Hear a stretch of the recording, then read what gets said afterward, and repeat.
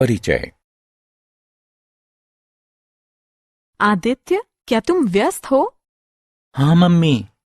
मैं चाहती हूँ कि तुम किराने वाले के पास जाओ और उससे 25 किलो गेहूं का आटा देने को कहो।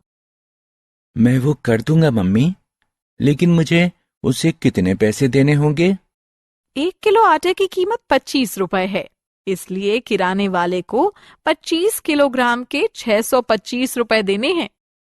वाह मम्मी, ये बहुत तेज गणना थी। धन्यवाद आदित्य। 700 रुपए लेकर जाओ और जो पैसे बचे वो वापस ले आना।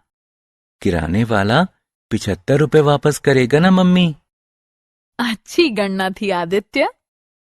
बच्चों, इस पाठ में आप धन के बारे में जानेंगे। आओ सीखें। एक वस्तु के मूल्य से कई वस्तुओं के मूल्य की गणना करना। कई वस्तुओं के मूल्य से एक वस्तु के मूल्य की गणना करना। कुछ वस्तुओं के मूल्य से कई वस्तुओं का मूल्य निकालना। धन या पैसा। अनुषा 2 पोशाक खरीदती है। प्रत्येक की कीमत 650 रुपए है। वो दुकानदार को कितने रुपए चुकाती है? एक पोशाक की कीमत 650 रुपए है। 2 पोशाकों की कीमत 650 गुणा 2 यानी 1350 रुपए होगी। अनुषा दुकानदार को 1350 रुपए चुकाती है। आइए एक और उदाहरण को देखते हैं। छोटू एक रेलवे स्टेशन पर एक कुली के रूप में काम करता है।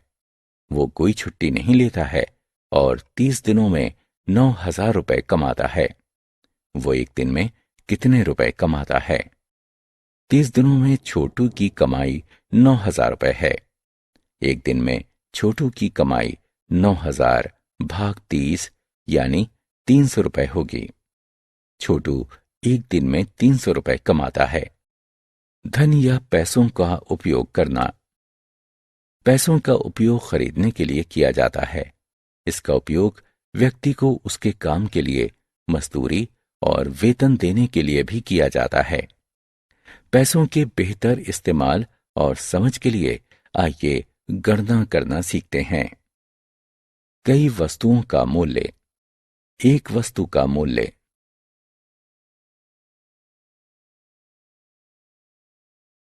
कई वस्तुओं का मूल्य। रामू एक माली है। लोग उसे नौकरी पर रखते हैं और उसे एक दिन का मेहनताना 210 रुपए देते हैं। साल 2011 में उसने 312 दिन काम किया। उसने 2011 में कितना रुपया कमाया? प्रतिदिन रामू की कमाई बराबर 210 रुपए। रामू के काम करने के दिनों की संख्या 312। साल 2011 रामू के द्वारा कमाई गई कुल राशि बराबर 210 गुणे 312। आइए हम गुणन को 4 चरणों में विभाजित करते हैं। सबसे पहले हम 200 और 300 का गुणा करते हैं, फिर 10 और 300 का गुणा करते हैं, फिर 200 और 12 का गुणा करते हैं, फिर 10 और 12 का गुणा करते हैं। अब हम गुणनफल को जोड़ते हैं और 65,520 रुपए प्राप्त करते हैं। अतः साल 2011 में रामू ने 65,520 रुपए कमाए।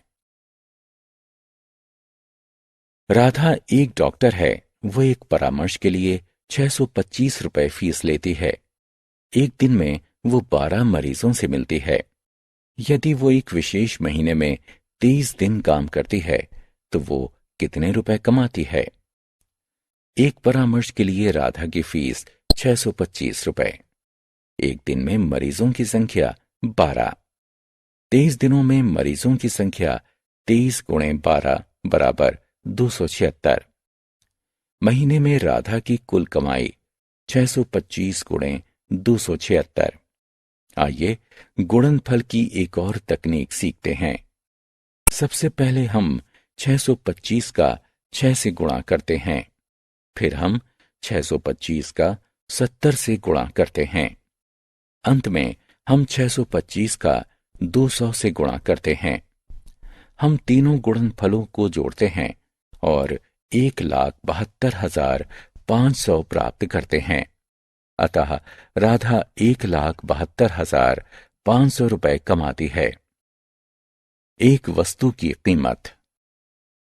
विवान 30 किलोग्राम आम खरीदता है और 1500 रुपए में बेचता है। 1 किलो आम की कीमत क्या है?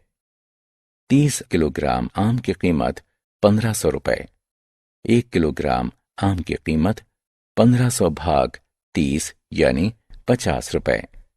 1 किलोग्राम आम की कीमत 50 रुपए है। आइए हम अपने विभाजन को प्रमाणित करते हैं। अभी हमने निकाला कि 1 किलोग्राम आम की कीमत 50 रुपए है, तो 30 किलोग्राम आम की कीमत होगी 50 गुणा 30 यानी 1500 रुपए। प्रश्नानुसार विवान 30 किलोग्राम आम पर 1500 रुपए खर्च करता है। इस तरह ये सिद्ध होता है कि हमारा विभाजन सही था। सुजाता के बेटे की शादी हो रही है। उसका घर मेहमानों से भरा हुआ है। वो मेहमानों के लिए खीर तैयार करने के लिए 32 लीटर दूध खरीदती है। यदि वो दूध वाले को 1120 रुपए का भुगतान करती है, तो 1 लीटर दूध की कीमत क्या है? 32 लीटर दूध की कीमत 1120 रुपए। 1 लीटर दूध की कीमत 1120 भाग 32। आइए हम 1120 को 32 से विभाजित करना जानें। दिखाए अनुसार दो संख्याएं लिखें। 1120 के अंकों पर गौर करें। पहला अंक 1 32 से बहुत छोटा है। एक साथ पहले दो अंक यानी 11 भी 32 से बहुत छोटे हैं। अब एक साथ पहले तीन अंकों यानी 112 पर गौर करते हैं। 112 32 से काफी बड़ा है, इसलिए दाईं तरफ 3 लिखें और 112 के नीचे 96 लिखें। घटाव करें और घटाव 16 को नीचे लिखें। नीचे शून्य लगाएं। नई संख्या 160 बनती है। ये 32 से 5 बार में पूर्णतया विभक्त हो जाती है। 5 को 3 की दाईं ओर लिखें और 160 को 160 के नीचे लिखें। अब घटाएं। चूंकि घटाव शून्य है, अतः विभाजन प्रक्रिया की समाप्ति को दर्शाने के लिए क्रॉस यानी कांटे का चिन्ह लगाएं। इस तरह 1 लीटर दूध की कीमत 35 रुपए है। धन या रुपए पर विविध समस्याएं।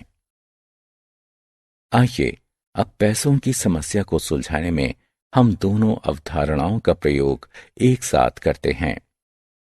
किशोर रोजंदारी पर काम करने वाला एक मजदूर है। वो 7 दिनों में 2,457 रुपए कमाता है। यदि वो 52 दिन काम करे तो कितने रुपए कमा लेगा? सबसे पहले हम किशोर की एक दिन की कमाई निकालते हैं। 7 दिनों में किशोर की कमाई 2,457 रुपए। एक दिन में किशोर की कमाई 2,457 भाग 7 है, यानी 351 रुपए। अब हम उसकी 52 दिनों की कमाई निकालते हैं। 52 दिनों में किशोर की कमाई 351 गुणे 52 18,252 रुपए। इस तरह किशोर 52 दिनों में 18,252 रुपए कमाएगा। पेट्रोल से एक कार को भरने के 240 रुपए लगते हैं। 1200 रुपए के व्यय से कितने कारों को भरा जा सकता है? 240 रुपए खर्च करके पेट्रोल से भरी जा सकने वाली कारों की संख्या 1 है। 1200 रुपए खर्च करके पेट्रोल से भरी जा सकने वाली कारों की संख्या बराबर 1200 भाग 240 बराबर 5 है। 1200 रुपए खर्च करके पेट्रोल से 5 कारें भरी जा सकती हैं। अब तक हमने हमें दिए गए प्रश्नों का उत्तर दिया है। आइए अब हम प्रश्न तैयार करते हैं। एक शब्दों की समस्या की इस शुरुआत को देखो। 1 किलो केक का मूल्य 25 रुपए है। अरुणा 5 किलो केक खरीदती है। निम्न में से इसके लिए उपयुक्त प्रश्न कौन सा है? 5 किलो का मूल्य कितना है? 5 किलो के लिए कौन भुगतान करेगा? अरुणा 5 किलो केक का कितना भुगतान करेगी? क्या 5 किलो पर्याप्त होगा? विकल्प का और गा दी गई शब्द की समस्या के लिए उपयुक्त प्रश्न हैं। विकल्प खा और खा दी गई जानकारी के आधार पर सही उत्तर नहीं हो सकते, अतः वे उपयुक्त प्रश्न नहीं हैं। आओ खेलें। प्रश्न को ध्यानपूर्वक पढ़िए और सही विकल्प पर क्लिक करके सही उत्तर का चयन कीजिए। हमने क्या चर्चा की? हम कई वस्तुओं के मूल्यों की गणना करने के लिए एक वस्तु के मूल्य से गुणा करते हैं। हम एक वस्तु के मूल्य की गणना करने के लिए कई वस्तुओं के मूल्य से भाग देते हैं। कुछ वस्तुओं के मूल्य से कई वस्तुओं के मूल्य को निकालने के लिए हम पहले भाग देते हैं, फिर गुणा कर देते हैं।